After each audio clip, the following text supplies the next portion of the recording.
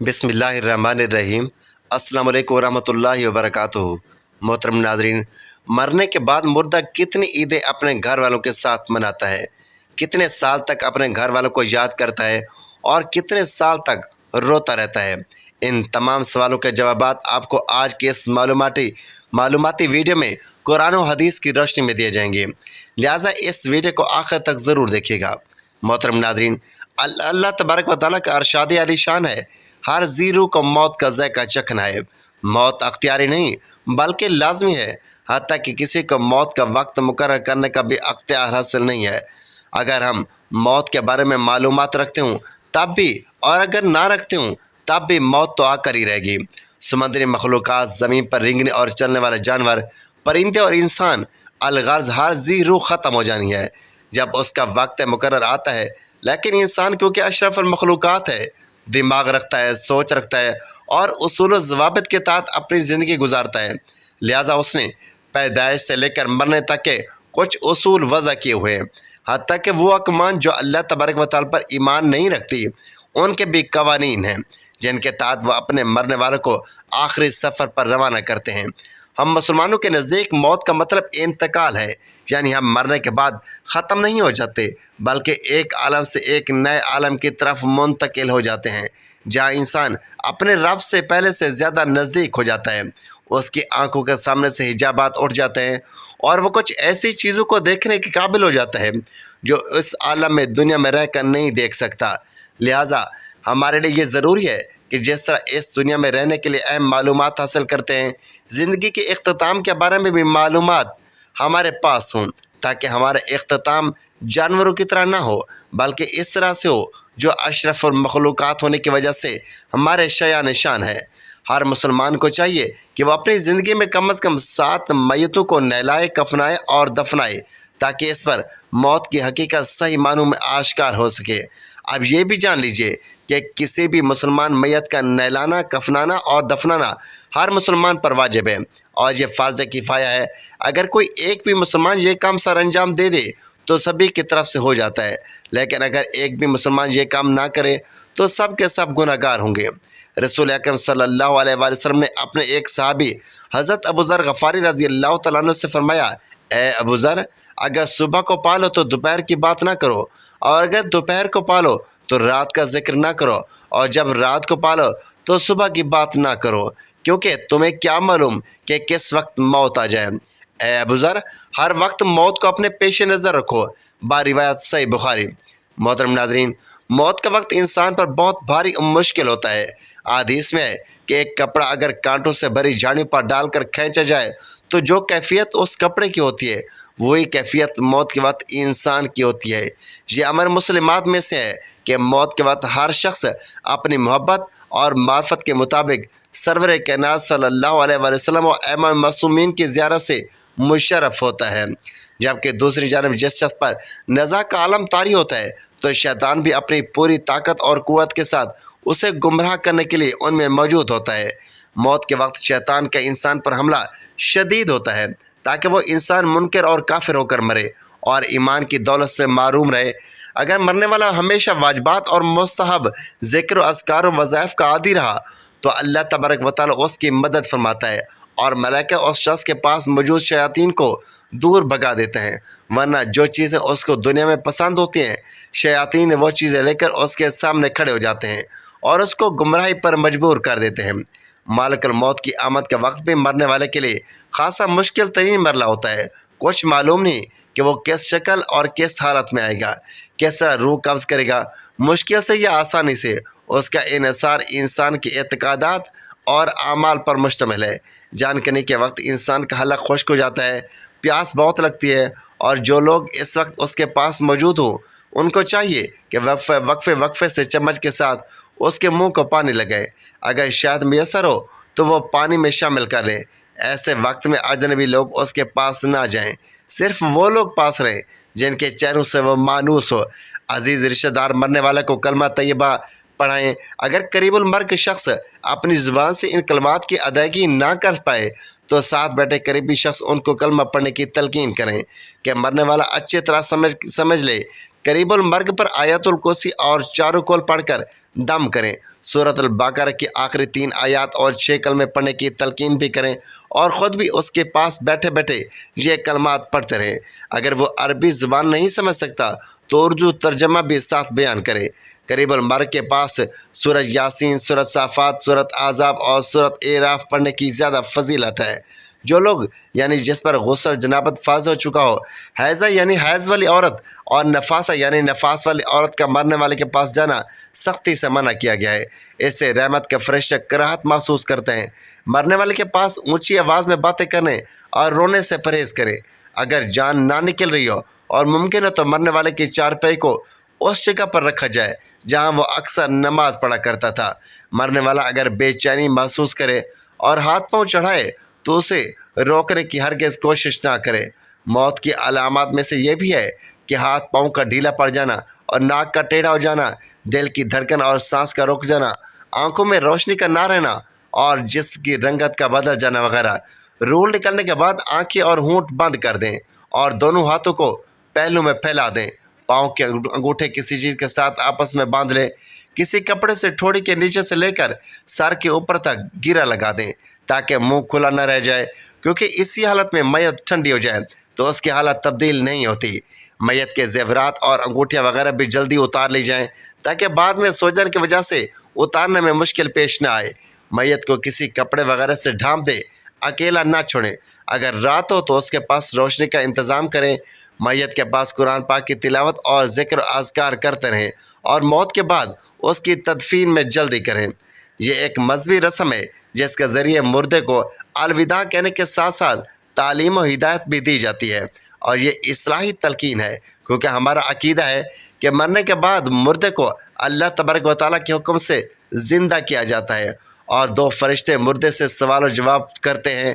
مرنے کے بعد ہر انسان کے نامہ اعمال کی کتاب بند ہو جاتی ہے کیونکہ اب وہ نہ کوئی نیکی کرنے کے قابل رہتا ہے اور نہ ہی کوئی گناہ اس سے سرزد ہو سکتا ہے۔ ہاں، مگر بالواسطہ نیکیوں کا اجر اسے ضرور ملتا رہتا ہے۔ وہ نیک اعمال جن کا آغاز اس نے اپنی زندگی میں کیا تھا اور وہ اس کے بعد بھی جاری رہے، اس کی جزا اس کو برابر ملتی رہے گی، یا وہ ثواب جو اس کے عظیم رشتہ دار اس کو احسال کریں گے۔ اسی طرح اگر مرنے والے نے اپنی زندگی میں کسی برے عمل کی بنیاد رکھی تھی جو اس کے مرنے کے بعد بھی جاری رہا تو وہ بھی اس کے لیے دردناک عذاب کا موجب بنا رہے گا۔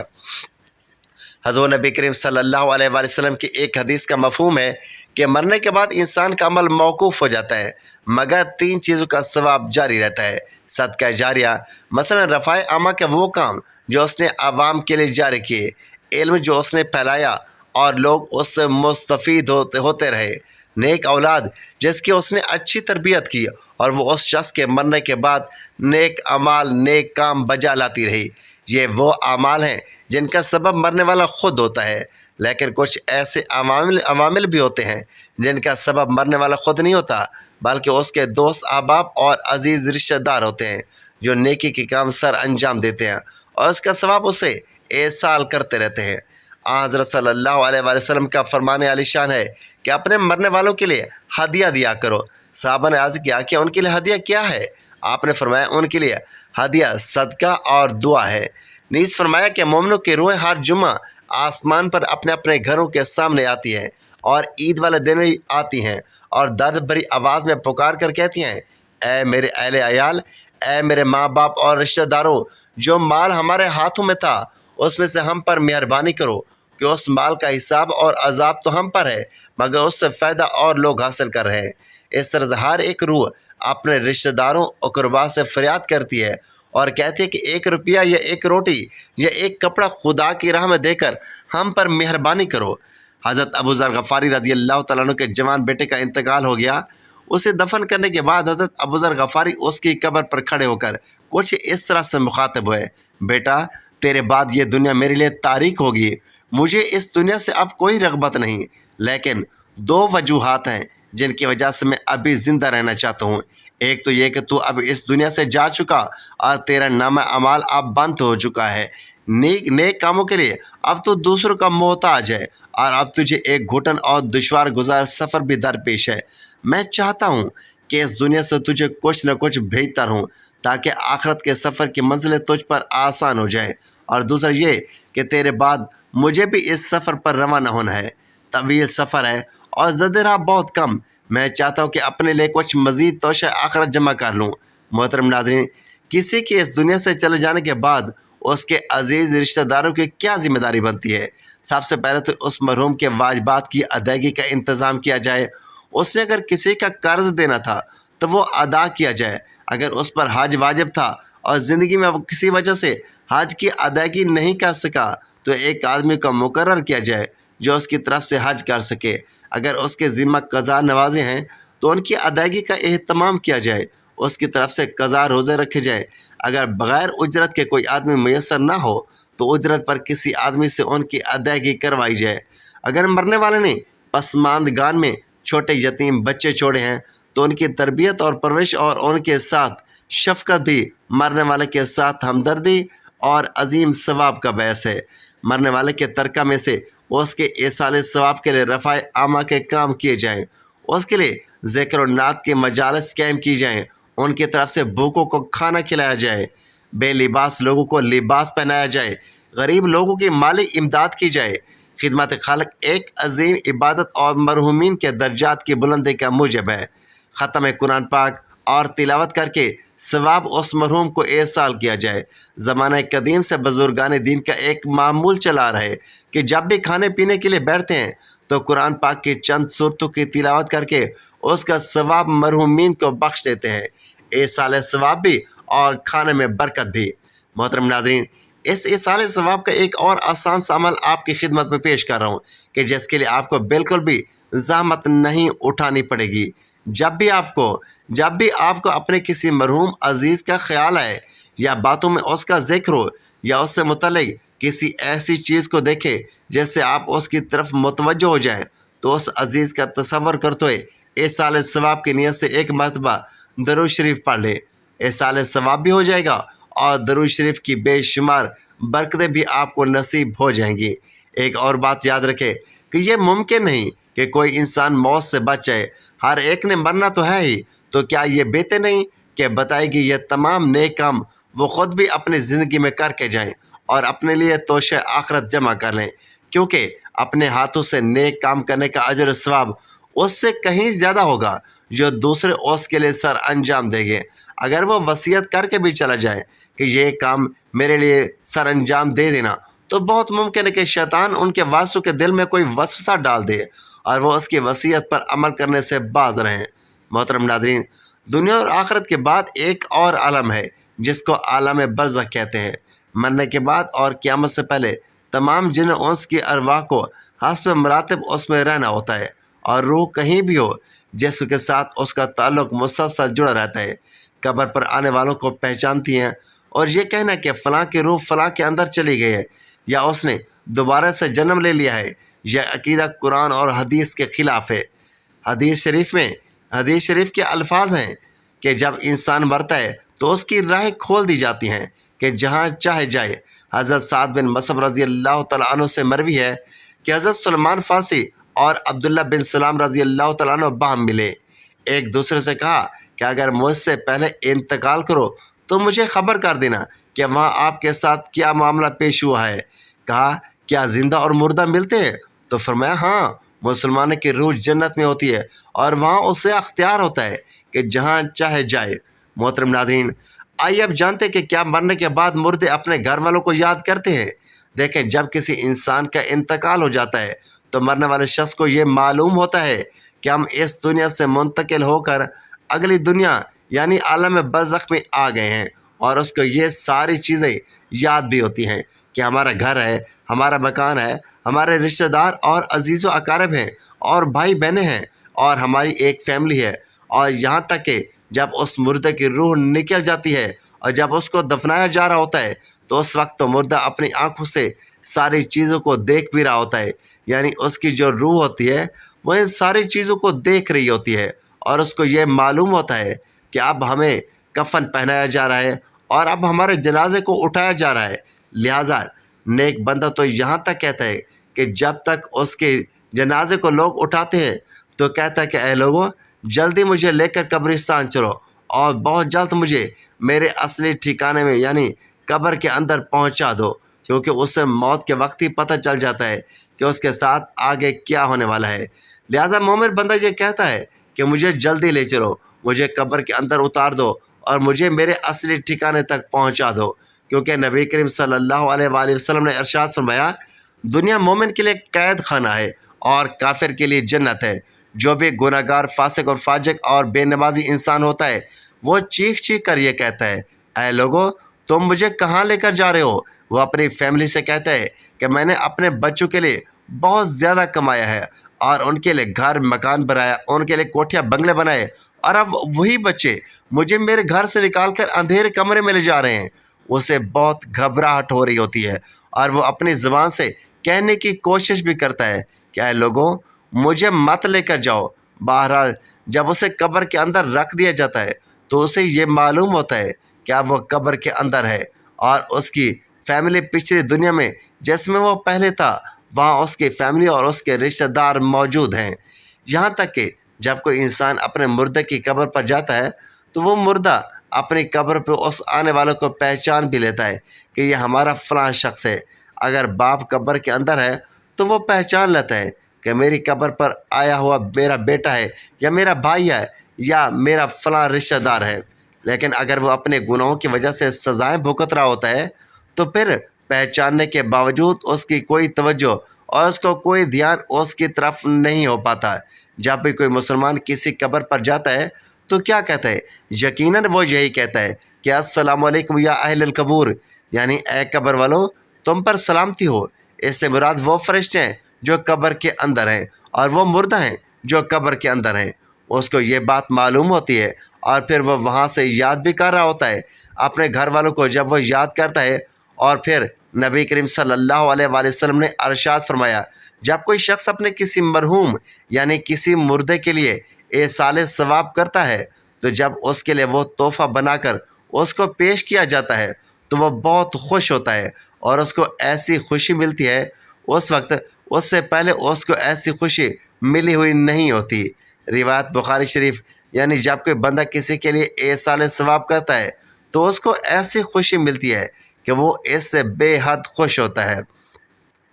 تو بہرحال وہ اپنے گھر والوں کو یاد کرتا ہے اور جو گناہ گار شخص ہوتا ہے تو اسے یہ دنیا بہت یاد آتی ہے کہ ہم بہت عیش کی زندگی میں تھے، کیونکہ اس کے لیے وہ جنت ہوتی ہے۔